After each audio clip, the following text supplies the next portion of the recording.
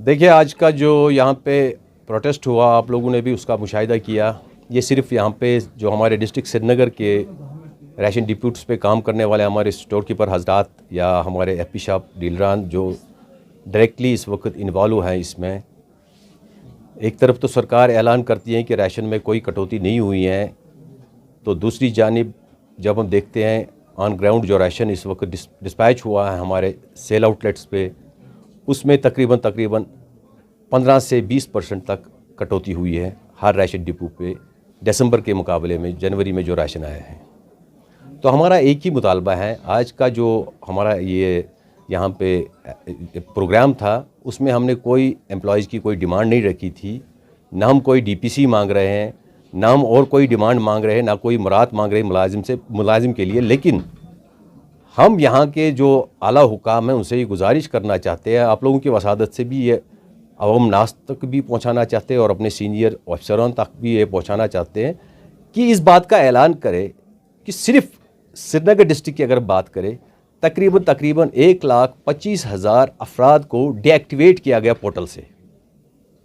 और आप लोगों को पता होगा कि हम जो राशन इस वक्त दे रहे हैं, हमें कहा जाता है कि पोर्टल के हिसाब से दे दो और पॉस मशीन को चला के दे दो। तो दैट मीन्स वो पॉस में एक्टिवेट नहीं होंगे, उनको राशन नहीं मिलेगा। जो 1,25,000 लोगों को जो डीएक्टिवेट किया गया उनको राशन नहीं मिलेगा। विद रिजल्ट वो कन्फ्रंटेशन में आ जाएंगे हमारे स्टोर कीपरों और हमारे एफपी शॉप डीलरों को।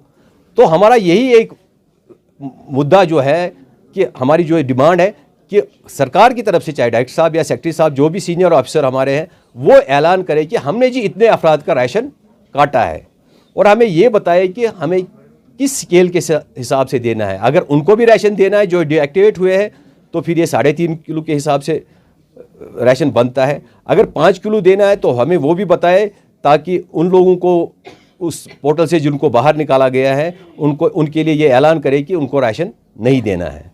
तो कि अगर किसी के पास आधार नहीं है उसका राशन बंद मत करो।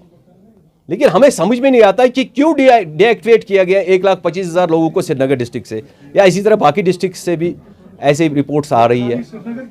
ये पूरे कश्मीर डिवीज़न में हुआ है।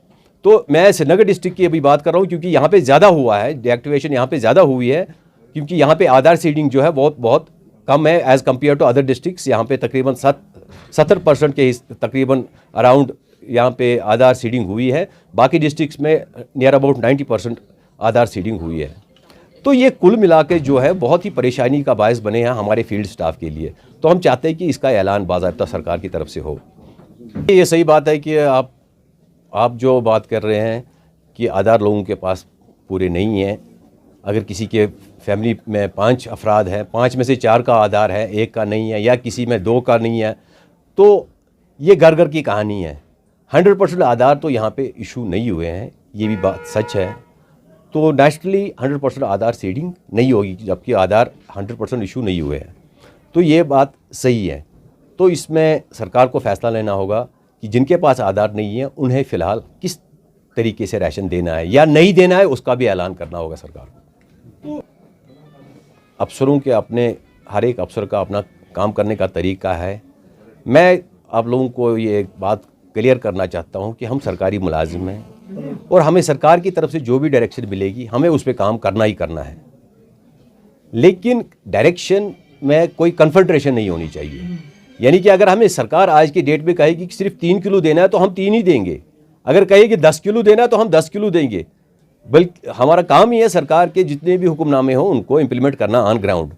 लेकिन यहाँ पे छुपाया जा रहा है कि कटौती को छुपाया जा रहा है, ये सबसे बड़ा इशू इस वक्त बन गया है हमारे लिए ये दर्द सर बन गया है। जो हमारे फील्ड में काम कर रहे लोग हैं उनको लोगों के जो गैज़ो गज़ब का सामना करना पड़ता है, जिसका ख्याल रखना होगा यहाँ के सीनियर ऑफिसर्स।